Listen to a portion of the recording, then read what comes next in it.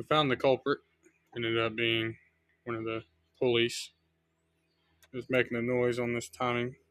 So we went ahead and replaced the water pump, tensioner, and both pulleys. Now, we no longer have excessive play with all the new components. Everything's good and tight like it should be, and she is in time. So that will wrap it up for this vehicle. It's a 09 Honda Pilot. We got brand new timing components. It's gonna go back together. Like, subscribe, helps out the channel. Appreciate you watching.